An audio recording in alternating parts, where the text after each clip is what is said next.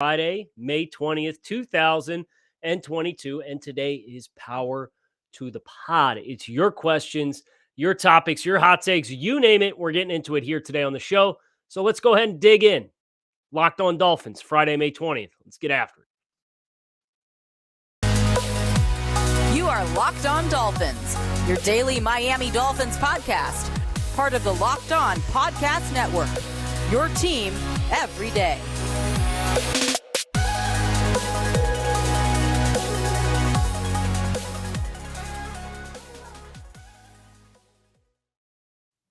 What's going on, Dolphins fans? Kyle Krabs, your host here on Locked On Dolphins, lifelong Miami Dolphins fan, director of scouting at thedraftnetwork.com. Your host here, and all I'm doing is just taking this thing wherever you guys want to take it. Locked On Dolphins, power to the pod, which means the show is in your hands as we do once a week. Looking forward to seeing what you guys have cooked up for us. Want to thank you guys for making Locked On Dolphins your first Miami Dolphins listen of the day. So with that in mind, let's dive right in. We got a couple of iTunes reviews from the podcast that I want to lead with today. We got some really good questions that I did take a sneak peek at.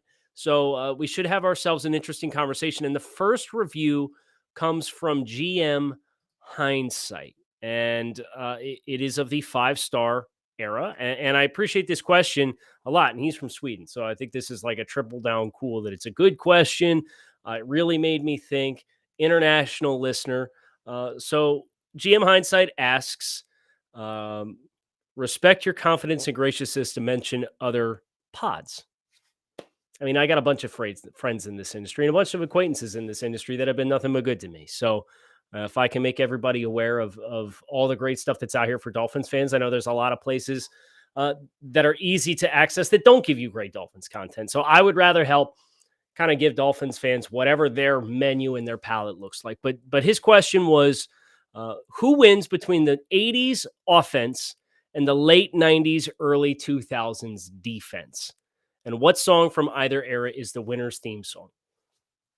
You know I'm going to pick Dan, right? Like, yeah, JT and Zach Thomas and Sam and Pat and Brock Marion, Trace Armstrong, Wally Ogunglier. Like, there's some dudes on those teams, but I'm taking the Marks brothers and Dan Marino all day long and twice on Sundays. So as far as what song, the song was going to be the same either way. It's the Dolphins fight song is what they're going to play as the theme for after they win.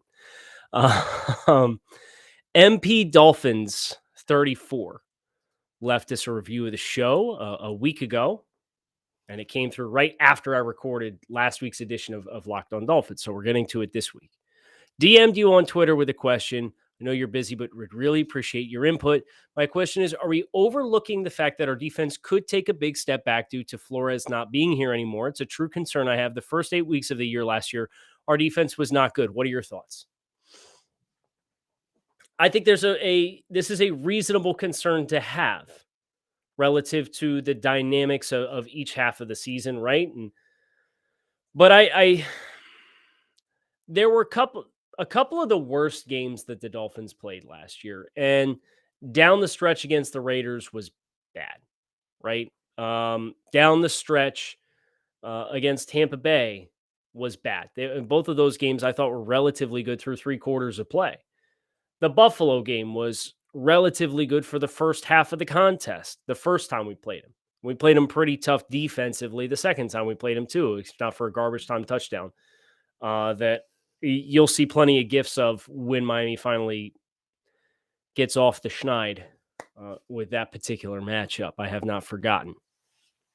But I think there's a dynamic to some of the Dolphins' big defensive struggles that you could point to. The insertion of Javon Holland. You can point to a couple different personnel changes and changing who was asking a couple guys to do too much and getting back to what the game plan was the year before. I think that's what I'm encouraged by, is that the blueprint existed, and for whatever reason, they chose not to do it right in the first half of the year. But I also think there's a level of complementary football that the Dolphins did not play last year for a vast majority of the season, where they weren't consistently putting drives together and they were consistently running their defense back out there possession after possession with getting little to nothing going on offense. And that's demoralizing and it will gas you out. And as the games get later on, like Tampa and Buffalo and the Raiders game and the Titans game late in the year, I know that's not really the root of your question, but I look at those 4 games in particular and yeah, I mean, that's Atlanta. Well, it took a frantic fourth quarter comeback to climb back into the game against Atlanta. The Jacksonville game was kind of the inverse, where you jumped on them early and then you coasted the rest of the game and you didn't get things going. And the defense got a turnover and you gave it right back to them. And then you set them up on a short field and just not complimentary football in general. And some of that was game management, some of that was coaching, some of that was play calling, and some of that was execution. So, yeah, man. This time last year, we were convinced Brian Flores was going to be a long term fixture as the head coach here at the Miami Dolphins. So I'm never going to say never. Like you don't know what's going on behind the scenes. We may never know the real true story about why the defense was what it was. So yes, it's a concern. But the best you can do is take inventory on where your concerns exist. Right. Try to gauge the probability that they're going to manifest themselves and grip it and rip it and hope for the best. And that's kind of where I am with this Dolphins defense. And I do think the continuity that the team has afforded itself is going to be an advantage for the team coming into this upcoming season. Now, how well they sustain that, we'll find out. But yeah, I think you have a reasonable question that you've asked here. Finkel is Einhorn. Every year, when single game tickets are available, I'm reminded how unbearable half the stadium is to sit in for the first half of the season. I don't think Ross and the Dolphins get enough flack for making it so uncomfortable. Say what you will about it being a home field advantage, even though we never win the first half of the season. But if I can't get tickets on the home side any time before October, it makes me not want to go. I wish there was a stronger push to put a roof on the stadium. I also think it would help our players. This is a double-edged sword as far as I'm concerned, because and the entire league struggles with this component of it, which, if we're being honest, is the battle between making the game day experience in person enjoyable, but not explicitly expensive. And I think the shoe can go on the other foot too, where you've gotten feedback from longtime ticket holders who say, "Hey, man, they encourage you to be too docile at the stadium, and you don't really get to take advantage of the full fan interaction that a home field advantage you would like to see partake." Now, there's a line that has to be drawn with what's appropriate in game day conduct in the stands as a fan and what's not. But yeah, I've my first career game at Hard Rock Stadium was to his first start against the Rams in 2020. It's the first time I ever went down to Hard Rock Stadium for a game. And before that, I had really only ever gone to a handful of NFL games. The vast majority of the games that I had gone to was actually scouting for work purposes on the college level. And I've been to the Big Ten championship game, and I've been to a lot of neutral site places where you kind of get that back and forth exchange where there's always a reason to buzz, right? But my observation of the home field environment, and I can't speak to the Heat too much because the vast majority of mine, I like to sit high up and in the end zone and look down the middle of the field. That's the scout in me wanting to see the all 22 view of the field, and I don't think there's a bad seat in the house in that regard if you're on either end zone. Was I and I know winning breeds this. I would love to see the Dolphins encourage, like, if you want to make it enjoyable, yes, the Heat's going to suck, right? And a dome being a dome is what it is. Maybe a retractable roof if you wanted to reinvest in it. I don't know that you would need to. I think they're kind of content, and if you play the right brand of football, I think the right brand of football has made it difficult to take advantage of the home field advantage because they haven't played that style of football.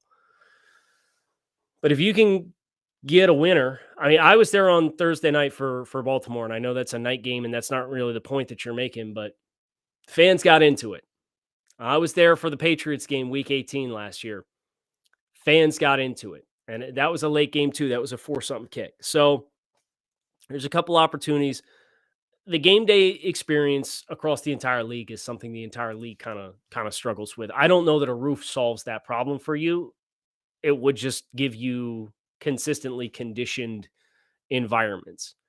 And that was one of the foundational pillars that the Dolphins dynasty was built on back in the 70s was Coach Shula and running guys till they dropped, and we're going to be better conditioned, and they're going to come down here and they're going to run out of gas. And it works in theory, but you have to play that style of ball. And we're going to potentially see a little bit more of a gravitation towards that mentality this upcoming year. Our friends over at Bet Online continue to be your number one spot for all your sports betting needs and information. From all the latest odds, news, sports developments, including this year's basketball playoffs, Major League Baseball scores, the fights, and next year's NFL futures. Bet Online is your continued source for all your sports wagering information from live betting, playoffs, esports, and more. Head to the website today or use your mobile device to learn more about the trends in action. Bet Online, where the game starts. My next take comes from at Grinding the Tape. This is a take of my own, and I have not done this very often because a lot of times these turn into whole show concepts. But I have this take, and I felt this was the right show and environment to drop it in and only touch on it for a couple of minutes. But I don't know if you guys are paying attention to what's going on in New England right now with the New England Patriots. But there's no defined defensive coordinator. There's no defined offensive coordinator. Josh McDaniels left, and in his wake, he went to the Raiders to serve as the head coach. In his wake, the team has platooned Matt Patricia, who was the de facto defensive coordinator and served on the defensive side of the ball for like a decade, and Joe Judge, who's been a special teams coordinator. And combined, I think they have 1 year of NFL experience working on the offensive side of the ball as the two primary assistant coaches on the offensive side of the ball. They have not defined a play caller. They have not established the pecking order. It feels very 2021 Miami Dolphins-esque. And the reason I bring this up, the vibes are not completely parallel. Like Belichick's lost his star quarterback in Tom Brady as of 2 seasons ago, and he played the last 2 years in Tampa Bay. But I'm starting to get a little, and this report came from the Boston Journal and Mike Reese, I think it was, that the feedback from sources around the team and sources who have been speaking to players on the team are giving the impression that this offensive coaching staff science experiment is not going well.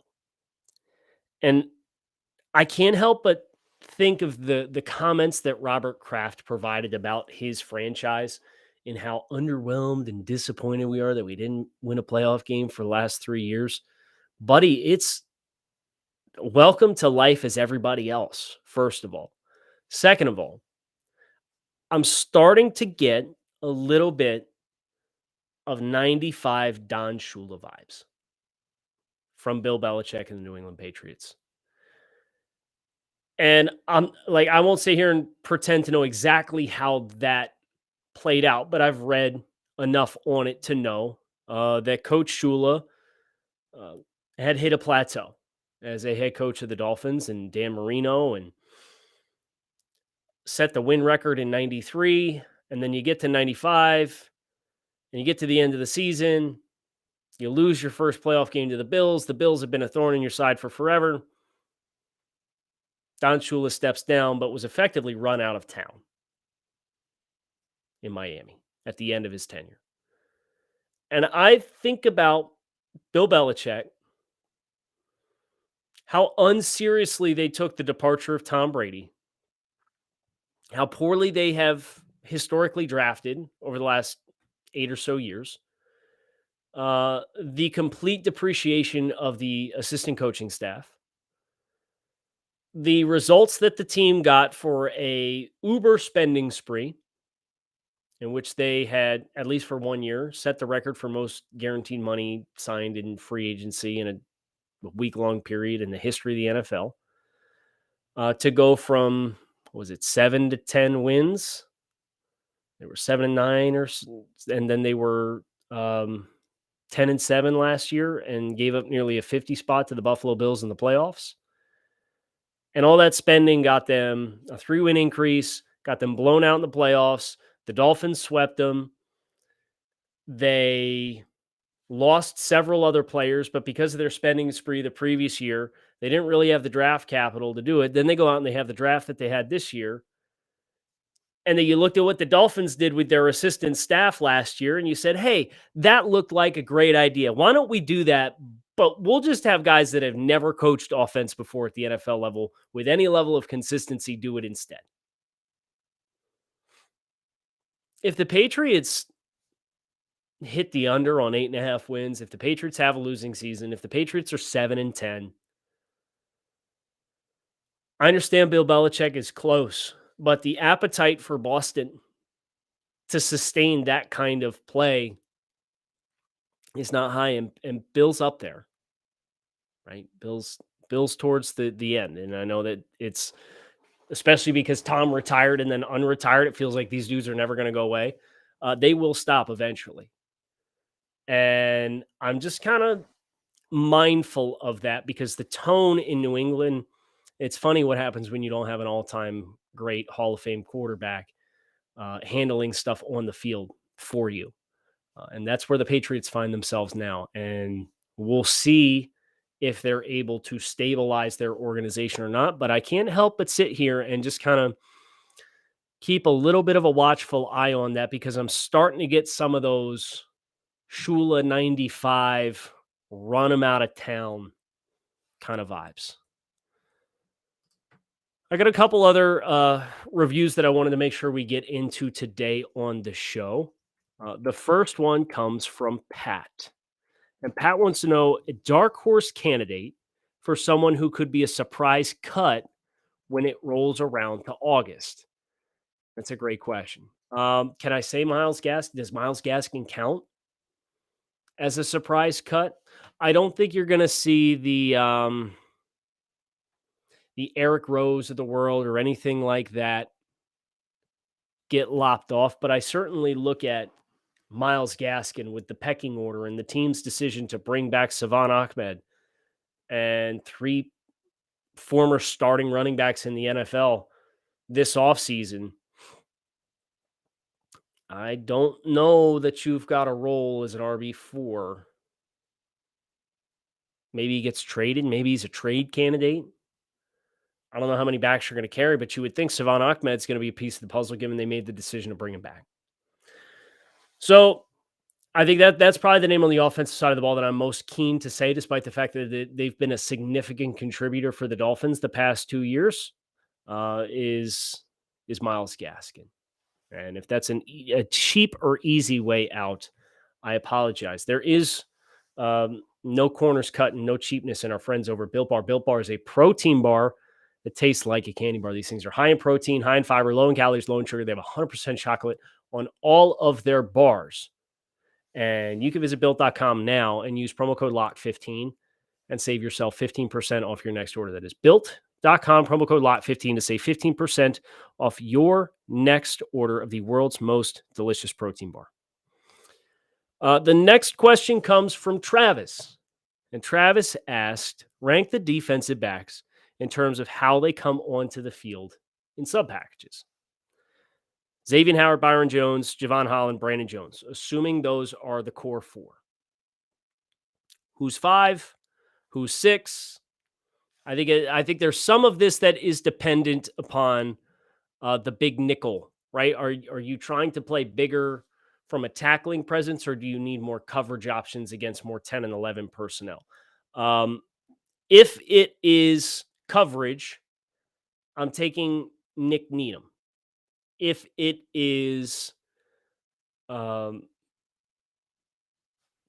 personnel, but you want to get an extra hat who can fit the run with reliability, I think I'm taking Eric Rowe as the 5.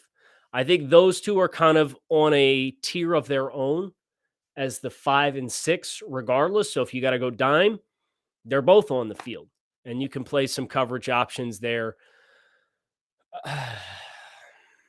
if you got a team that likes to put their top receiver inside in the slot, I think you could probably make some level of an argument that Noah Benogany would be the 7. I don't know that you'd ever get past 7, right? Because that's 3 down linemen and a linebacker with 7 DBs, and 3 of them are going to be safeties to kind of mix and match and move you around. So I'd probably put that as the 7 pecking order. And I know there's obviously upward room for growth for Noah Benogany, and that's not going to inspire anybody based on his draft profile. But I would take my core 4, and then am I trying to fit the run or play coverage? And it would be either Needham for coverage, Rowe for fitting the run, and then Benogany off the bench behind that. The last question that I have, actually, I lied. I have 2 more, and one's a piggyback off of this one. Outside of the offensive line, which player on the Dolphins do you think would benefit the most from a position change? This is good fun. I'm looking over the roster right now, so forgive me if I take a little bit of time here, and I will do my best to filibuster this. I will tell you it's not going to be Connor Williams moving to center. No, thank you. I'm not going to pick that one. I'm not going to pick Robert Hunt moving to tackle. I will elect not to choose Zaquandre White and suggest moving him anywhere around. Obviously, he's a UDFA. He's a pretty good catching the ball. Kind of a weapon. It's going to have to be somebody on defense. Can I shout out Trill Williams? Trill Williams, who was a UDFA, signed originally in New Orleans last year. He plays a defensive back. And then got cut by New Orleans and signed here in Miami and actively made the active roster, which I was stoked for him about because I really liked him at the college level. I think Trill can be a really good safety. And I know right now he's listed on the depth chart as a corner. He's predominantly a special teams guy, but I think the ceiling is higher for him there at safety. So I would piggyback off of kind of that versatility and that ability to tackle and physicality, and is more of a taller, longer guy. And I would give Trill some reps at safety and see how he does with it. And that brings me to my last question, which came over Twitter, and it was, do you think Solomon Kinley could transition to nose tackle? And NFL's never say never, right? And that's going to be a lame response that you're going to hear me say a lot because I've taken L's enough times with like definitive answers to know better than to completely be dismissive of the idea of something. But I think Solomon at this point in his journey, even if he did transition to nose, I don't know that it would benefit the Miami Dolphins. Playing weight has been a question for him. It really put him in the doghouse for the Dolphins last year to the point where like he couldn't even get on the field even when the offensive line was bad, and you probably get better push from him up front. That is a big adjustment. I don't know that he has the length to two gap and disengage with the level of consistency that you would want from a nose tackle. So even though he's a big body, I would be inclined to probably say no. I don't see that being a pathway for him, but it is an interesting question given the size that he does provide and kind of us waiting to see like, okay, like, is he not a scheme fit at all anymore? Like, we're just going to move on. We traded up in this guy in the 4th round in 2020. Looks that way, but it is what it is. Hope you guys enjoyed Power to the Pod. Some fun topics. I usually don't bring my takes into the fray, but we did it this week. Would not be mad to see Belichick win 6 games and get kicked out of town, preserve that Don Shula all-times win record. It's certainly something that's on my mind these days as we're watching things play out in the AFC East. But thank you guys for checking out Locked On Dolphins. Hope you had a great week. I had a great week with all of you. So make sure you hit subscribe. Keep it locked in right here on Locked On Dolphins. I'm Kyle Krabs. Fins up. Make it a good one.